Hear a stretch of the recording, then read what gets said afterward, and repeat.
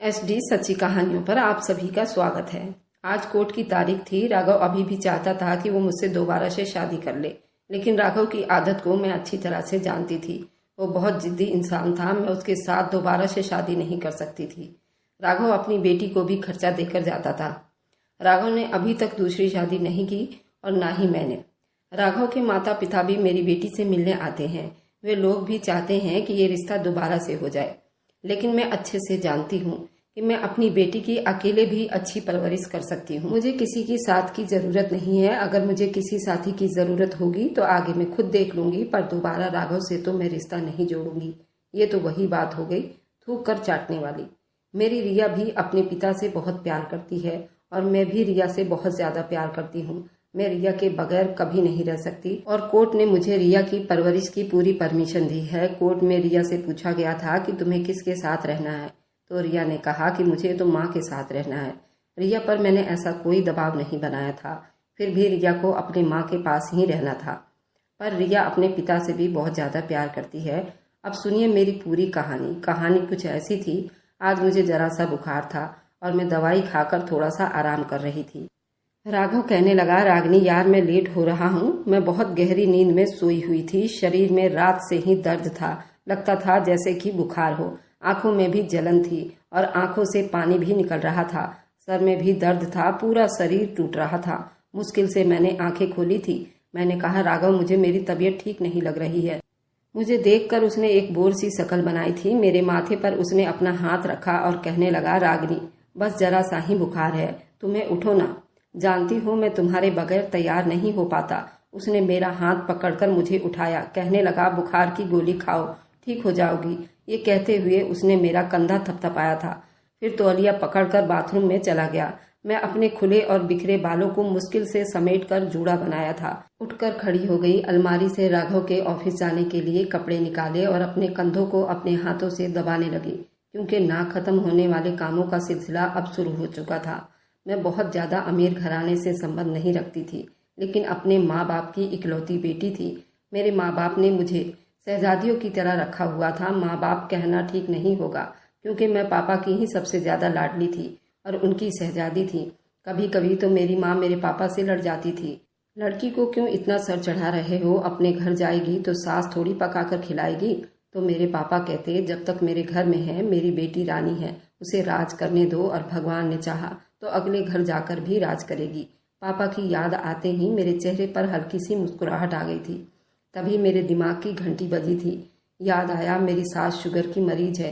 जब तक उन्हें सुबह का दवा ना दूं वह नाश्ता नहीं कर सकती थी। फटाफट से कमरे से बाहर आई थी। वह अपने कमरे में अपनी शुगर की दवाई ढूंढ रही थी। मैंने जल्दी से उनके पैर छूकर आशीर्वाद लिया और उनकी दवाई ढूंढकर उन्हें दे दी। कहने लगी, समय देखा है, भूख से मेरा बुरा हाल है और जब दवा खाऊंगी उसके 15 मिनट के बाद ही कुछ खाने को मिलेगा। मैंने कहा, मम्मी जी मेरे पूरे शरीर में दर्द था, ऐसा लगता था बुखार हो गया हो। कहने लगी, एक तो आजकल की लड़कियों में एक बड़ी प्रॉब्लम है, 4 काम किया ज्यादा करने पड़ जाएं, बीमार हो जाती हैं। अरे हमने तो पूरे पूरे ससुराल संभाले थे, जाओ अब जल्दी से नाश्ता बनाकर दो। मैंने कहा कि मम्मी जी बस 2 मिनट में। फटाफट से किचन में आई थी। पूरा शरीर अब भी दर्द कर रहा था। हालांकि उठते ही मैंने एक दर्द की गोली भी खा ली थी, लेकिन दर्द अब भी कम नहीं हुआ था। सास को नाश्ता बनाकर दे रही थी कि तभी राघव पुकारने लगा। उनकी आवाज मेरे कानों में गूंजी थी, मेरी लैपटॉप कहाँ है रागिनी? मुझे एकदम याद आया कि मैंने लैपटॉप तो रखना ही भूल गई थी। मैंने कहा, आ रही हूँ। मैंने फटाफट से नाश्ते की प्लेट, चाय का कप उठाकर अपनी सास के सामने रखा और तेजी से कमरे से चली गई। हालांकि अलमारी में सामने ही राघव की लैपटॉप रखी हुई थी, लेकिन राघव को कभी भी सामने रखी हुई चीज नजर नहीं आती थी। बस मुझे ही पुकारता रहता था। मैंने उसे लैपटॉप दी तो कहने लगा, अब एक जादू की छप्पी भी दे दो। मैंने कहा, राघव मेरी तबीयत ठीक नहीं है, कभी तो खुद भी कुछ कर लिया करें। ये कहकर मैंने उसे जादू की छप्पी दे दी थी। उसकी शरारतें शुरू हो चुकी थी। अपने दोनों हाथ मेरे कमर पर रखकर मुझे अपने करीब कर लिया था। कहने लगा, स्वीट हार्ट, ये तो सिर्फ एक बहाना है। ऑफिस जाने से पहले बस थोड़ी सी मोहब्बत तुम्हें करने का बहाना मिल जाता है और मेरा मूड फ्रेश हो जाता है और फिर ऑफिस के बाकी समय भी अच्छा से गुजर जाता है। मैंने कहा, अच्छा, अब ज्यादा बातें मत बनाओ, छोड़ो भी मुझे। वैसे भी तबीयत ठीक नहीं है मेरी। कुछ भी अच्छा नहीं लग रहा है। मेरी बात सुनकर कहने लगा, बड़ी ही दिल दुखाने वाली औरत हो। उसने मुझे छोड़ते हुए कहा और फिर ड्रेसिंग के सामने कंघी करने लगा। राघव से मेरी पसंद की शादी थी। हम दोनों एक ही ऑफिस में काम करते थे। मैं एक मैकेनिकल इंजीनियर थी और मेरा बॉस मेरे काम की बहुत तारीफें करते थे। कहते थे कि रागिनी, तुम बहुत आगे जाओगी, तुम्हारी मेहनत, तुम्हारा हुनर तुम्हें एक दिन आसमान तक पहुंचा देगा। मेरा भी ऐसा ही सपना था, सपनों को छू लेने का। मैं अपनी मेहनत के बलबूते पर बहुत आगे निकल जाना चाहती थी। लेकिन फिर राघव से मुलाकात हो गई। उसने उसी समय हमारा ऑफिस नया नया ज्वाइन किया था। कुछ ही दिनों में मुझे ये एहसास होने लगा जैसे मैं उसकी नज़रों के घेरे में रहने लगी हूँ। वो मेरे आसपास कुछ ज़्यादा ही रहने की कोशिश करता, वरना दूसरी लड़कियों के सामने तो बड़ा एटीट्यूड में रहता था। और मेरा शक सही निकला था। 3 महीने के बाद ही राघव ने मुझे अपनी मोहब्बत का इजहार कर दिया था। वह काफ़ी हैंडसम था, सारी खूबियाँ उसके अंदर थी जिसे हम जैसी लड़कियाँ पसंद करती हैं। इसलिए उसकी मोहब्बत का जवाब मैंने मुस्कुरा कर दिया था। फिर तो जैसे हमारी मोहब्बत परवान चढ़ने लगी थी। 5 महीने में ही राघव का यह हाल था कि मेरे बगैर उसे चैन नहीं आता था। मैं एक दिन ऑफिस की छुट्टी ले लेती तो मुझे कॉल करता रहता था, मेरा पूरा दिन तुम्हें देखे बिना कैसे गुजरेगा। एक दिन मुझे बुखार था, छठे दिन ऑफिस में नहीं जा पाई थी। राघव मेरे घर पहुंच गया था। हालांकि मेरे घर का माहौल इतना आज़ाद नहीं था कि मेरे ऑफिस का कोई लड़का मेरा हाल चाल पूछने। मैं अपने कमरे में बेहाल लेटी थी जब माँ ने मुझे गुस्से से पूछा था, ये राघव कौन है। ये सुनकर तो मेरी आंखें पूरी खुली की खुली रह गई थी। मैंने कहा, क्यों माँ। कहने लगी, तुमसे मिलने आया है, कहता है तुम्हारे ऑफिस में काम करता है। मुझे नहीं पता था कि वह घर तक भी पहुंच जाएगा। मैं मुश्किल से उठकर ड्राइंग रूम तक गई थी। मुझे देखकर उसने मुस्कुराते हुए अपने हाथ में बड़ा फ्लावर बुक मेरी तरफ बढ़ाया था। मैंने धीरे से पूछा, ये क्यों लेकर आए हो, पागल हो गए हो क्या।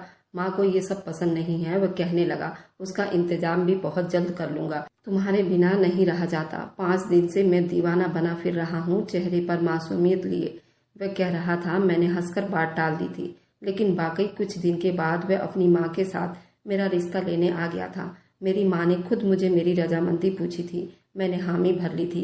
पापा ने राघव से दूसरा सवाल नहीं किया था। कहने लगे कि जब रागिनी को कोई ऐतराज नहीं है तो मुझे भी कोई ऐतराज नहीं। मुझे अपनी बेटी पर पूरा भरोसा है, वह जो भी फैसला करेगी ठीक ही करेगी। शादी होते ही राघव ने जो पहले फरमाइश मुझसे की थी, मैं हैरानी से उसे देखती रह गई थी। कहने लगा, रागिनी, मुझे घर के अंदर रहने वाली पत्नियां पसंद है, टोटल हाउसवाइफ। मैंने कहा, राघव, तुम जानते हो कि मेरा सपना क्या है। मुझे उम्मीद नहीं थी कि राघव मुझे ये सब कह सकता है। उसने मेरे दोनों हाथ थामे और अपने होठों पर लगाए। कहने लगा, तुम मेरी पत्नी हो रागिनी, मैं तुमसे मोहब्बत करता हूँ, इसलिए मेरे सपने पूरे करो, अपने सपनों के पीछे मत भागो। उसकी नज़रों की तेजी उस समय अपनी चरम सीमा पर थी, इसलिए मैं चुप हो गई। मैं मानती हूँ कि उसने मुझसे मोहब्बत की थी, लेकिन बदले में मुझसे बहुत कुछ मांग भी लिया था। पहली कुर्बानी मैंने अपनी जॉब छोड़ने की दी थी, क्योंकि राघव को हाउसवाइफ पसंद थी। कुछ दिन के बाद जब राघव ने मुझसे कहा कि अब घरदारी में मेरी माँ का हाथ बटाया करो, तो मैं परेशान हो गई थी। मैंने तो कभी चाय तक नहीं बनाई थी, मुझे कुछ आता ही नहीं था। मेरी पढ़ाई ही बहुत टफ थी। उसके बाद जॉब और खुद को अपनी फील्ड में मनवाने के लिए मेरा सारा फोकस अपने काम की तरफ ही था। किचन में तो मैंने कभी झांक कर भी नहीं देखा था। मैंने राघव से कहा, मुझे तो कुछ भी बनाना नहीं आता। ये सुनकर उसने मुझे हैरानी से आंखें फाड़कर देखा था। कहने लगा, क्या मतलब, कुछ नहीं आता? यार, लड़की होकर तुम्हें किचन का काम नहीं आता? तब तक मेरी आंखों से आंसू बहने लगे थे। मुझे यूं रोता देखकर वह घबरा गया था। मेरे पास बैठ गया, अपने हाथों से मेरे आंसू पोंछने लगा। कहने लगा, ओके ओके, टेंशन क्यों ले रही हो, मैं माँ से कह दूंगा, वह तुम्हें सब कुछ सिखा देंगी। मैंने कहा, राघव, वो मुझे ताने नहीं देंगी ना कि मुझे चाय तक बनानी नहीं आती। मेरी बात पर वह हंसने लगा। कहने लगा, नहीं नहीं, कुछ नहीं कहेंगी तुम्हें, लेकिन ऐसा हुआ नहीं था। मेरी सास ने मुझे सब कुछ सिखा तो दिया था, लेकिन बातें भी सुनाती थी। कहती थी, लड़कियों को तो ये काम बचपन से ही सिखा दिए जाते हैं।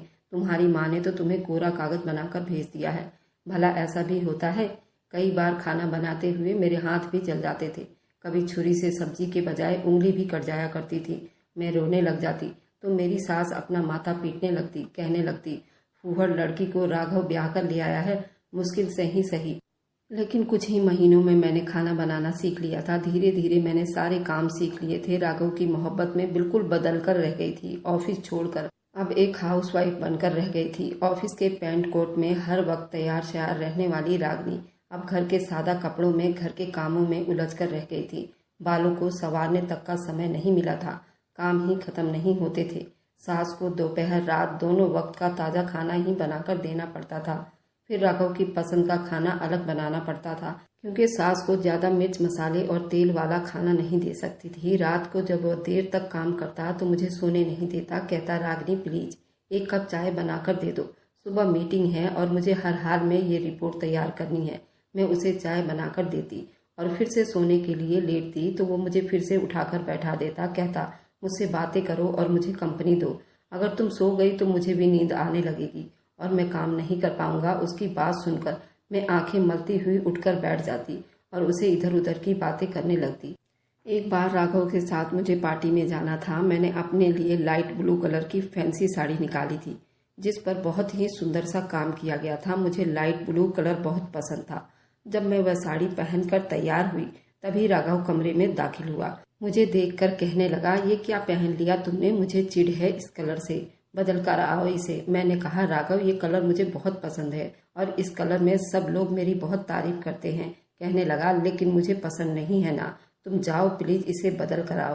तुम्हें देखकर मुझे इरिटेशन हो रही है। ऐसा करो, ब्लैक कलर की वो वाली साड़ी पहन लो जो मैंने तुम्हें पिछले हफ्ते लाकर दी थी, उसमें तुम बहुत प्यारी लगती हो। मैंने जल्दी से अपने कपड़े बदल लिए। 2 साल हो गए थे हमारी शादी को और इन 2 सालों में ये तक भूल गई थी कि मेरी अपनी पसंदीदा रंग कौन सा था। मुझे याद था ये कि राघव को कौन सा कलर पसंद है, राघव को खाने में क्या पसंद है, राघव को कौन सी बात मुझ में अच्छी लगती है और कौन सी मुझ में बुरी लगती है, और उसकी हर बात की जानकारी मुझे हो चुकी थी। लेकिन मेरी पर्सनालिटी बिल्कुल ही खत्म हो चुकी थी। मैं पूरी की पूरी हाउसवाइफ बनकर रह गई थी। अब तो कभी कभी आम सा स्केच भी बनाना होता तो मेरा दिमाग ही खराब हो जाता था, बन ही नहीं पाता था, सब कुछ भूल गई थी। अब तो मुझे हर चीज की जैसे आदत सी हो गई थी। घर का हर काम फटाफट कर लेती थी। लेकिन आज बुखार हुआ तो सोचा कि चलो शायद आज मुझे छुट्टी मिल जाएगी, लेकिन नहीं। राघव ने मुझे बुखार की गोली दे दी। तुम्हारा बुखार का बस यही इलाज है, फटाफट खाओ, रात को मेरे दोस्तों ने आना है, रात को अच्छा सा चाय का इंतजाम कर लेना। मैंने ठंडी आंख भरी। शायद हाउस वाइफ दुनिया की एक ऐसी इकलौती जॉब है जिसमें कभी छुट्टी नहीं मिलती। खैर, मैंने राघव के दोस्तों के लिए चाय का खूब अच्छा सा इंतजाम किया था, क्योंकि राघव के बॉस ने भी हमारे घर पर आना था, क्योंकि राघव का प्रमोशन लेटर आने वाला था, तनख्वाह भी बढ़ने वाली थी। राघव मुझसे कहकर गया था कि तुम भी तैयार हो जाना, क्योंकि मेरे दोस्त की पत्नी भी आएंगी। मैंने राघव की पसंद की कलर की साड़ी पहनी थी, तैयार भी हो गई थी, खाने पीने का सब कुछ तैयारी कर लिया था। रात को दवाई का असर खत्म हुआ तो फिर से बुखार महसूस होने लगा। मैंने फिर से गोली खाई और बाकी की तैयारी करने लगी। रात को राघव अपने दोस्तों के साथ ही घर पर आया था। बहुत समय के बाद मेरी अपनी ऑफिस के कुलीग से मुलाकात हुई थी। सभी मेरे घर पर मौजूद थे और मेरे खानों की बहुत तारीफें कर रहे थे। बॉस भी खुश थे कि चलो तुमने अपने पैशन में तो इक्का नहीं जमाया, लेकिन हाउस वाइफ के पद पर जरूर मनवा लिया था। वैसे अगर तुम 2 साल मेरे ऑफिस में और रुक जाती तो आज की प्रमोशन तुम्हें मिल रही होती। उसकी असल हकदार तुम थी और तुम्हारी कई सालों की मेहनत पर राघव ने पानी फेर दिया। मैंने कहा, सर कोई बात नहीं, राघव की जीत भी मेरी ही जीत है।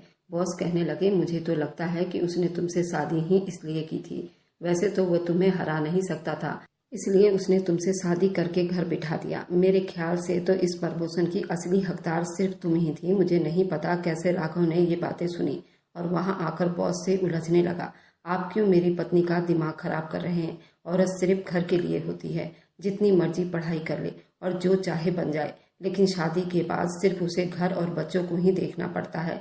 मेरे बॉस कहने लगे, मैं तुम्हारी इस बात से एग्री नहीं करता। आज तुम जितने भी कामयाब हो, जहाँ पर जिस पद पर मौजूद हो, इस वक्त इसलिए हो कि तुमने शादी के बाद रागिनी को घर बिठा दिया, वरना आज वह तुम्हारी जगह रागिनी होती। राघव को ये बात अच्छी नहीं लगी थी, इसलिए वो बॉस से उलझ पड़ा। झगड़ा जरूरत से ज्यादा बढ़ गया था। मैं बार बार दोनों को मना कर रही थी कि छोड़ो इस बात को, लेकिन राघव तो हत्थे से ही उखड़ गया था। उसने पहले बॉस के साथ हाथापाई भी शुरू कर दी थी। मैंने उसे पीछे धकेला। मैंने कहा, क्यों बात को आगे बढ़ा रहे हो? लेकिन अगले ही पल जो हुआ, मैं हैरान रह गई थी। मुझे इस बात की बिल्कुल भी उम्मीद नहीं थी। वो मेरे पास आया और एक जोरदार थप्पड़ मेरे मुंह पर भी दे मारा। कहने लगा, तुम्हारी हिम्मत कैसे हुई मुझे धक्का देने की? अपनी औकात भूल गई हो क्या? तुम मेरी पत्नी हो, मुझसे आगे भी नहीं बढ़ सकती हो। इससे पहले कि वह गुस्से में कुछ और भी कहता, हमारे ऑफिस का एक कुलीग बीच में आ गया, राघव को बाहर ले गया। मैं हक्का बक्का उसे देख रही थी। मैंने तो कुछ कहा ही नहीं था। मेरा मुंह खुला का खुला रह गया था। राघव के इस थप्पड़ पर हमारे बॉस भी हैरान थे। बस लोग मुझे ही देख रहे थे। 2 मिनट में ही राघव ने मेरा तमाशा बनाकर रख दिया था। हालांकि इतनी बड़ी बात नहीं थी, वह इतना गुस्से में आ गया था। उस दिन राघव ने मेरे गाल पर नहीं बल्कि मेरी इज्जत पर जोरदार तमाचा मारा था। सब लोग जा चुके थे, मैं वहीं खड़ी की खड़ी रह गई थी। काफी देर के बाद घर के अंदर दाखिल हुआ था। मुझे देखकर गुस्से से कमरे में चला गया। मैं वहीं सोफे पर बैठी रह गई। आंखों से आंसू बहने लगे थे। सुबह तक मैं वहीं ड्राइंग रूम में बैठी रोती रही। आज मैंने सास के लिए नाश्ता भी नहीं बनाया था, घर का कोई काम नहीं किया। राघव सुबह 10 बजे उठा था। बहुत ही गुस्से में मुझे घूर कर देख रहा था। घर के बाहर निकल गया। मैंने अपनी सास को जब ये बात बताई तो वो कहने लगी, गुस्से में कर दिया होगा उसने तुम्हें कुछ, अब इस बात को लेकर मत बैठी रहो। चलो शाबाश, मुझे दवाई दे दो और फिर नाश्ता बनाकर भी दे दो। आएगा तो मैं उसे डांट दूंगी। ये कहकर तो उन्होंने बात को जैसे खत्म ही कर दिया था। लेकिन मेरे लिए ये बात इतनी छोटी नहीं थी। रह रहकर मेरे दिमाग में यही बात आ रही थी। मैं बार बार कोशिश करती कि इस बात को नज़रअंदाज कर देना चाहिए, लेकिन कर नहीं पा रही थी। मैंने रूटीन के सारे काम किया, लेकिन मेरे दिमाग में थप्पड़ की छाप नहीं जा रही थी। रात को राघव वापस आ गया था। मैं उस समय किचन में रोटियां बना रही थी। कहने लगा, अब जाकर प्रॉब्लम सॉल्व हुई। बॉस तो बहुत ज्यादा नाराज हो गए थे रात वाली हाथापाई से। वह तो मुझे नौकरी से ही निकाल देते, लेकिन मेरे कलीग ने मुझे समझाया कि तुम बॉस से माफी मांग लो। बॉस तुम्हें माफ भी कर देंगे और तुम्हारा प्रमोशन भी हो जाएगा। बॉस दिल के बहुत अच्छे हैं, देखना तुम्हें माफ जरूर कर देंगे। मैंने बॉस से माफी मांग ली और बॉस ने मुझे माफ भी कर दिया है। सारी प्रॉब्लम अब सॉल्व हो गई है। ऐसा करो, अब जल्दी से रोटी बनाओ, मुझे खाने को कुछ दे दो। बहुत तेज भूख लग रही है। वो तो यूं रिएक्ट कर रहा था जैसे कुछ हुआ ही ना हो, जैसे मेरे गाल पर मारा गया थप्पड़ कोई अहमियत ही ना रखता हो। बॉस से झगड़ा करने की अहमियत थी। अपनी गलती का एहसास हुआ तो उसने फौरन बॉस से माफी भी मांग ली थी, क्योंकि वह जानता था उसकी मेहनत पर पानी फिर जाएगा। उसे प्रमोशन नहीं मिलेगी और दोबारा नौकरी बड़ी मुश्किल से मिलेगी। लेकिन मेरा क्या, मैं पत्नी थी, इसलिए मेरे साथ वह कुछ भी कर जाता। सब अर्थहीन था। मैं उसके लिए कोई अहमियत नहीं रखती थी, जिसे जब चाहा थप्पड़ मार लिया जाए और फिर उसकी बात को नजरअंदाज कर दिया जाए कि सामने वाली औरत अगर तुम्हारी पत्नी है तो तुम्हें ये हक हासिल है कि जब चाहे उसको जलील करो, उसे थप्पड़ मारो और फिर सब कुछ भुलाकर ठीक हो जाएगा। मैंने खाना तो टेबल पर रख दिया था, लेकिन कुछ खाना नहीं खाया था। मैं भी कल रात से भूखी थी, लेकिन उसे मेरा एहसास नहीं था। मैं कमरे में आ गई। वह भी खाना खाकर कमरे में आकर कहने लगा, बहुत थक गया हूँ रागनी, पूरी रात मेरी टेंशन में गुजरी है। अब जाकर सब कुछ ठीक हुआ है। मैंने उसकी बात खामोशी से सुनी थी। अपने हाथ पर पहनी हुई चूड़ियां उतारकर ड्रेसिंग के दराज में रखे और सोने के लिए लेट गई। मैंने अपनी तरफ का लैंप ऑफ कर दिया था। राघव मेरे करीब आ गया। उसके इरादे भांप कर मैंने उसका हाथ पीछे किया था। मैंने कहा, राघव, मैं अब सोना चाहती हूँ। राघव कहने लगा, रागनी, कल से मेरा गुस्से के मारे बुरा हाल था। अपनी फ्रस्ट्रेशन दूर करना चाहता हूँ। मुझे सुकून चाहिए, जो मुझे तुमसे ही मिल सकता है। ये कहकर वह अपने दिमागी सुकून के खातिर मेरे जज्बातों को बिल्कुल घायल करके रख चुका था। क्या जिंदगी सिर्फ मर्द की होती है? औरत उसकी जरूरतें पूरी करने वाली सिर्फ एक मशीन है। उसे भूख लगे तो उसके खाने का इंतजाम करके दे, उसे जरूरत का सामान दे दे। परेशान टेंशन में हो तो उसके दिमाग को सुकून देने के लिए अपने आप को उसके सामने पेश कर दे। क्या औरत की कोई जज्बात नहीं होते? क्या उसे तकलीफ नहीं होती? क्या उसे दिमागी सुकून की जरूरत नहीं होती, या फिर उसे इज्जत की कोई जरूरत नहीं होती? मेरे साथ रात गुजारने के बाद उसे लगा कि अब सब कुछ ठीक हो गया है, इट्स ओके। लेकिन मेरे लिए सब कुछ ओके नहीं था। मैंने 2 दिन तक बहुत चाहा कि मैं उस थप्पड़ को भुला जाऊं, क्योंकि वह मेरे मुंह पर नहीं पड़ा था, अब मेरी इज्जत पर पड़ा था। मुझे सबके सामने रुस्वा किया गया था। मैं सब कुछ सह सकती थी, लेकिन अपनी इज्जत का तमाशा नहीं। जब मेरी बर्दाश्त से बाहर हो गया तो मैंने बैग में अपने कपड़े डाले और किसी से कुछ कहे बिना और बताए बगैर अपने माँ के घर चली गई। अभी मुझे मायके आए हुए 2 घंटे नहीं हुए थे, राघव की कॉल आ गई। कहने लगा, ये क्या हरकत की तुमने? जानती हो ना कि मेरी माँ ताज़ा खाना खाती है। तुमने खाना भी नहीं बनाया और मुंह उठाकर मायके चली आई हो। रात को तुम्हें लेने आ रहा हूँ। मैंने कहा, राघव, मुझे तुम्हारे साथ नहीं रहना। मेरी बात सुनकर वह कुछ देर के लिए चुप हो गया था। कहने लगा, दोबारा से कहना, क्या कहा है? मैंने कहा, मुझे तुम्हारे साथ नहीं रहना दीपक। ये सुनकर कहने लगा, तुम्हारा दिमाग खराब तो नहीं हो गया? होश में तो हो तुम? क्या कह रही हो? मेरा सब्र अब जवाब दे गया था। मैंने तेज आवाज में चीखते हुए कहा था, मेरा दिमाग बिल्कुल ठीक है, मुझे डिवोर्स चाहिए तुमसे। सुनाई नहीं दे रहा तुम्हें? Raghav, I hate you. ये कहकर मैंने फोन बंद कर दिया था। मैं अब तक खामोश थी, लेकिन अब फूट फूट कर रोने लगी। मेरे रोने की आवाज़ पर मेरे माँ बाप मेरे कमरे में आ गए, परेशान हो गए, मुझसे वजह पूछने लगे। मैंने सारी बात उन्हें बता दी। मेरी माँ कहने लगी, ऐसी भी कौन सी बड़ी बात हो गई है, तुम जरा सी बात पर डिवोर्स लेना चाहती हो, क्या दिमाग खराब हो गया है तुम्हारा? अरे एक थप्पड़ ही तो मारा है, इतनी बड़ी बात नहीं है। मैंने हैरानी से अपनी माँ को देखते हुए कहा था, माँ एक थप्पड़ नहीं था, मेरी इज्जत का तमाशा बना दिया था उसने। मेरी माँ मुझे समझाने लगे, यूं ही घर नहीं बसते, बहुत कुछ सहना पड़ता है। मैंने कहा, तो सहा तो सही, सब कुछ सहा, खुद को उसके खातिर बदल कर रख दिया, लेकिन थप्पड़ बर्दाश्त नहीं करूंगी, वह नहीं सह सकती। मेरी माँ कहने लगी, अच्छा ठीक है, हम राघव से बात करेंगे, समझाएंगे उसे, अब नहीं मारेगा वो तुम्हें। मैंने कहा, अब क्या मतलब है माँ, उसने मारा ही क्यों? मेरी माँ कहने लगी, एक ही बार मारा है ना। मैंने कहा, एक ही बार क्यों मारा? मैंने अपने पापा की तरफ देखा। मैंने कहा, मेरे 2 निवाले आप पर बोझ हैं पापा। मेरा ये कहना था कि मेरे पापा की आंखें गीली हो गई थी। उन्होंने नाम में सिर हिलाया। कहने लगी, नहीं, तुम मुझ पर पहले भी बोझ नहीं थी और न मुझ पर अब बोझ हो। मैं तुम्हारे साथ हूँ। कुछ घंटे के बाद ही राघव हमारे घर पर आ गया। मेरे पापा ने साफ कह दिया, वो यहाँ से नहीं जाएगी। रागनी तुमसे बात नहीं करना चाहती, लेकिन वह जिद पर अड़ा हुआ था। कहने लगा, रागनी से बात किए बगैर नहीं जाऊंगा, बल्कि उसे अपने साथ लिए बगैर नहीं जाऊंगा। बुलाइए उसे, समझ क्या रखा है उसने रिश्तों को? क्या कोई तमाशा है, कोई खेल है कि वो मुंह उठाकर डिवोर्स मांग लेगी? मेरी माँ ने मेरे कमरे की तरफ इशारा कर दिया। कहने लगी, मैं तो समझा समझा कर थक गई हूँ, तुम ही उसे समझाओ। मैं अपने कमरे में बैठी थी जब वो मेरे कमरे में बड़े गुस्से से दाखिल हुआ था। मेरा दरवाजा भी जोर से बंद किया, मेरे पास आकर बैठ गया। कहने लगा, क्या तुमने जरा सी बात का बतंगड़ बना लिया है? क्या किया है मैंने कहा, तुमने मेरे मुंह पर थप्पड़ मारा है। मैंने ये हक किसी को नहीं दिया कि कोई मुझे भरी महफिल में यूं जलील करे। वह कहने लगा, मैं कोई नहीं बल्कि तुम्हारा पति हूँ। उस वक्त मैं गुस्से में था और अचानक ही तुम्हें थप्पड़ मार दिया था, लेकिन ये बात इतनी बड़ी तो नहीं। मैंने कहा, तुम होते कौन हो मुझे थप्पड़ मारने वाले? मैंने ये हक किसी को नहीं दिया तो नहीं दिया, पति को भी नहीं, कि वो मुझे जब चाहे सबके सामने थप्पड़ मारता रहे। मुझे नहीं रहना तुम्हारे साथ, मुझे डिवोर्स चाहिए। कुछ देर तक वो मुझे घूर कर देखने लगा। कहने लगा, तुम्हें थप्पड़ याद है? तुम्हें ये याद नहीं मैंने कितनी मोहब्बत दी है तुम्हें, कितना चाहा तुम्हें खाना बनाना नहीं आता था, लेकिन मैंने तुम्हें कभी इस बात का ताना नहीं दिया, बल्कि मेरी माँ ने तुम्हें खाना बनाना सिखाया था। मैंने भी तो सब कुछ बर्दाश्त किया था ना, क्योंकि मुझे तुमसे मोहब्बत है। मेरी सारी मोहब्बत भूल गई तुम? बस याद है तुम्हें एक थप्पड़?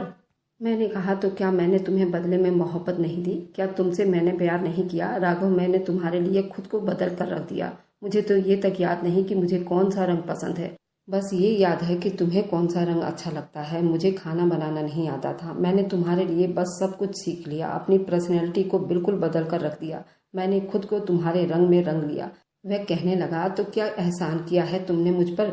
रागनी, शायद तुम भूल गई हो, जो कुछ तुमने किया है। हमारे समाज की हर औरत अपना घर बसाने के लिए यही सब कुछ करती हैं। अपने पति के घर के माहौल में खुद को ढाल लेती हैं, उसी के रंग को अपना रंग बना लेती हैं और अपना घर चलाती हैं। एक थप्पड़ पर डिवोर्स नहीं मांगती। मैंने कहा, लेकिन मुझे चाहिए। मैं तुम्हारा ये थप्पड़ भूल नहीं पा रही हूँ और इस थप्पड़ की छाप के साथ तुम्हारे साथ नहीं रह सकती, तुम्हारे साथ सो भी नहीं सकती। वह कहने लगा, अगर मैं तुम्हें डिवोर्स ना दूँ तो तुम क्या कर लोगी? मैंने कहा, मैं अदालत का दरवाजा खटखटाऊंगी, डिवोर्स का नोटिस दूंगी तुम्हें। मुझे तुम्हारे साथ अब नहीं रहना तो नहीं रहना। वह मुझे गुस्से से देखने लगा, गुस्से से कहने लगा, ठीक है, जाओ, जाकर जूतियां घिसो कोर्ट कचहरी में, लेकिन डिवोर्स तुम्हें वहां से भी नहीं मिलेगी। मेरी भी अब यही जिद है कि तुम्हें डिवोर्स नहीं दूंगा। ये कहकर वह कमरे से बाहर निकल गया था। गुस्सा तो मुझे भी बहुत आया था, क्योंकि अब भी उसे अपनी गलती का एहसास नहीं हुआ था। अगले दिन ही मैं वकील के पास गई थी। मेरी पूरी बात सुनकर वो मुझे हैरानी से देखने लगा। कहने लगा, मैडम जी, आपका केस बिल्कुल बेबुनियाद है। मैंने कहा, क्या मतलब? कहने लगा, मतलब मैडम क्या? आज तक किसी औरत ने एक थप्पड़ पर डिवोर्स नहीं ली। जिस समाज में हम रहते हैं वहाँ 80% औरतें अपने मर्दों से मार खाती हैं, लेकिन डिवोर्स नहीं लेती। मैंने कहा, क्या हमारे समाज का यही उसूल है कि जुल्म सहने को बहादुरी समझा जाता है? अगर पहले औरत ने अपने पति के पहले थप्पड़ पर उससे डिवोर्स ले ली होती तो दोबारा किसी की हिम्मत नहीं होती। मेरी बात सुनकर उसने गहरी सांस ली थी। कहने लगा, मैंने आज तक जितने भी केस लड़े हैं कभी हारा नहीं हूँ, लेकिन मुझे नहीं लगता कि इस केस में कुछ ऐसा है कि मैं अपना ये केस जीत पाऊंगा। मुझे लगता है कि मैं अपना समय खराब करूंगा। मैंने कहा कि इसका मतलब आपको ये डर है कि मेरा केस आप हार जाएंगे। देखिए, मैं आपको आपकी फीस जरूर दूंगी, लेकिन मुझे डिवोर्स हर सूरत में चाहिए। मेरी बात पर वह जरा सा मुस्कुराया था। कहने लगा, हिस्ट्री में ऐसा पहली बार हुआ कि एक औरत ने अपने पति से सिर्फ एक थप्पड़ के लिए डिवोर्स ले ली थी। ये कहकर वह हंसने लगा था। कहने लगा, मेरे लिए एक नया एक्सपीरियंस होगा, चलो कर लेते हैं तुम्हारा केस। लेकिन जैसे ही मैंने डिवोर्स का नोटिस दिया, पहले ही पेशी पर राघव के वकील ने डिवोर्स की वजह पूछी थी। मेरे वकील ने जब ये कहा कि मेरी क्लाइंट को इस आदमी ने भरी महफिल में बुरा भला कहा, गालियां दी, थप्पड़ मारा, तो राघव का वकील उसकी बात सुनकर हंसने लगा। कहने लगा, ये तो हर घर में होता है। अगर हम इस बात को इतना प्रमोट करेंगे तो फिर हर औरत अपना घर बसाने के बजाय डिवोर्स लेकर बैठ जाएगी। मैंने कहा, अगर हम इस चीज को नजरअंदाज करेंगे तो तुम मर्द जब चाहे औरत को जहां चाहोगे जलील करोगे और अपने जुल्म का निशाना बनाते रहोगे, जैसा कि हमारे समाज में हो रहा है। मुझे अफसोस है कि मेरे पति का वकील जुल्म को प्रमोट करने पर तैयार है, जुल्म के खिलाफ आवाज उठाने वाले को गलत साबित करने पर तुला हुआ है, वह भी कुछ पैसों की खातिर। मेरी बात सुनकर उसने अपना चश्मा नाक के ऊपर चढ़ाया था और कहने लगा, बाकी की बात अगली तारीख पर करेंगे। लेकिन इससे पहले ही मेरी तबीयत खराब होने लगी। मैं डॉक्टर के पास गई तो जो खबर उसने मुझे सुनाई, मेरे होश उड़कर रह गए थे। वह कहने लगी, तुम प्रेग्नेंट हो। पिछले 2 साल से मैंने बहुत चाहा था कि मैं प्रेग्नेंट हो जाऊं, लेकिन ऐसे मौका पर यह सब कुछ ठीक नहीं था। लेकिन मैं अपने बच्चे को मार भी नहीं सकती थी, मजबूरन ही सही। लेकिन अब ये बात मैंने अपने वकील को बताई। कहने लगा, मेरा आपको यही राय है कि आप ये खबर अपने पति को जरूर बताइए, क्योंकि अगर ये खबर उसे बाद में मालूम हुई तो उसका केस मजबूत हो सकता है। वह ये कह सकता है कि आपने जानबूझकर ये बात मुझसे छुपाई और जब तक बच्चा पैदा नहीं हो जाता आप डिवोर्स नहीं ले सकती। मैंने राघव को फोन किया, पहले घंटी पर ही उसने फोन उठाया था। कहने लगा, बोलो रागनी, क्या सोचा है तुमने? मेरी आंखों से आंसू बह रहे थे। मैंने कहा, मैं माँ बनने वाली हूँ। ये सुनकर तो वो जैसे बेतहाशा खुश हुआ था। कहने लगा, देखो हमारा बच्चा भी ये नहीं चाहता कि हमारा रिश्ता टूटे। मैंने कहा, मैं अपने फैसले पर अब भी डटी हुई हूँ, तुम्हें सिर्फ इसलिए बता रही हूँ, कल को तुम मुझ पर कोई घटिया इल्जाम न लगा दो। मेरी बात पर शायद उसे गुस्सा आ गया था। उसने फोन बंद कर दिया था। अगली पेशी पर उसने मुझ पर इल्जाम लगाया कि मैं उसकी माँ के साथ अच्छा व्यवहार नहीं करती थी, उन्हें समय पर दवाई नहीं देती थी, वह शुगर की मरीज थी। उसने ये भी कहा कि रागनी मुझसे भी बहुत ज्यादा लड़ाई झगड़ा करती थी, बहुत ही झगड़ालू टाइप की लड़की है। मुझे इसे डिवोर्स देने पर कोई ऐतराज नहीं है, लेकिन ये मुझे लिख कर दे। पैदा होने वाले बच्चों की स्टडी मुझे दी जाएगी। वह जानता था मुझे बच्चों से कितनी मोहब्बत है, इसलिए मैं कभी भी अपना बच्चा उसे नहीं दे सकती थी, इसलिए उसने ये पैतरा चला था। ये बात जब जज ने सुनी तो उसने कहा कि 9 महीने तक कोई भी फैसला नहीं किया जा सकता। बच्चे की पैदाइश के बाद ही इस केस पर कोई फैसला सुनाया जाएगा और बच्चे की पैदाइश का सारा खर्च राघव उठाएगा। इस 9 महीने में मुझे इस तरह से अंदाजा हो गया था कि मैं उसके लिए कितनी अहमियत रखती हूँ। बार बार मुझे कॉल करता था, मुझसे पूछता था कि मुझे किसी चीज़ की ज़रूरत तो नहीं। मुझे डॉक्टर के पास भी लेकर जाता था। जब मेरे यहाँ बेटी पैदा हुई तो वह भी अस्पताल में ही मौजूद था। मेरे पास कमरे में आया। मेरी बेटी ऑपरेशन से पैदा हुई थी। इस वक्त मेरी हालत बहुत बुरी थी, मौत के मुंह से निकल कर आई थी। मुश्किल से ही मैंने आंखें खोलकर एक नज़र अपनी मासूम बेटी पर डाली थी, दूसरी राघव पर, जो कभी मुझे देख रहा था, कभी अपनी बेटी को। मुश्किल से ही सही, लेकिन मैंने अपने हाथों के सहारे से बैठने की कोशिश की थी। जल्दी से राघव मेरे पास आया था ताकि मुझे सहारा देकर बैठने में मेरी मदद कर सके, लेकिन मैंने मना कर दिया था। मैं खुद उठकर बैठ गई थी, अपनी बेटी को गोद में ले लिया, उसे सीने से लगाकर प्यार किया। मेरे आंसू बहने लगे थे। फिर मैंने उसे राघव की तरफ बढ़ा दिया था। मैंने कहा, राघव तुम्हें कस्टडी चाहिए थी ना, लो अपनी बेटी और आज मुझे डिवोर्स दे देना। वह कहने लगा, अब आ गई ना तुम्हें अकल ठिकाने, चलो मेरी बेटी मुझे लौटा दो और मैं तुम्हें कोर्ट में डिवोर्स दे दूंगा। मैं राघव को एक टक देखने लगी। राघव को अपनी गलती का जरा भी एहसास नहीं था। वह एक जिद्दी किस्म का इंसान था। मैं उसके साथ बिल्कुल भी नहीं रहना चाहती थी। मैंने राघव के हाथ से फौरन अपनी बेटी ले ली और पुलिस को फोन कर दिया और पुलिस से कहा कि राघव मेरी बेटी को लेकर जा रहा था। मैं अपनी बेटी उसको कोर्ट में दूंगी। और अगली पेशी पर राघव ने मुझ पर बहुत ज्यादा इल्जाम लगाए। वह अपनी गलती मानने के बजाय मुझ पर हर पेशी पर इल्जाम लगाता रहा, लेकिन धीरे धीरे उसका केस कमजोर होता गया और मैंने राघव से डिवोर्स ले ली। आज मेरी बेटी 5 साल की है और मैंने अपना जॉब भी फिर से शुरू कर दिया था और अच्छी खासी सैलरी हर महीने उठाती थी। अपनी बेटी की परवरिश भी मैं बहुत अच्छे से कर रही थी। राघव कभी कभार अपनी बेटी से मिलने आया करता था। अब उसको अपने किए पर पछतावा था। आप लोग बताइए कि मुझे आगे क्या करना चाहिए। अगर आपको आज की कहानी पसंद आई है तो वीडियो को जरूर लाइक कीजिएगा और अपने दोस्तों के साथ शेयर भी कीजिएगा। और हाँ, अगर आपने अभी तक हमारे चैनल को सब्सक्राइब नहीं किया है तो ज़रूर सब्सक्राइब कर लीजिए। मिलते हैं हम अपनी कल की एक नई दिलचस्प कहानी के साथ। मुझ पर सदा अपना प्यार और स्नेह बनाए रखें। सभी को मेरा प्यार भरा नमस्कार दोस्तों।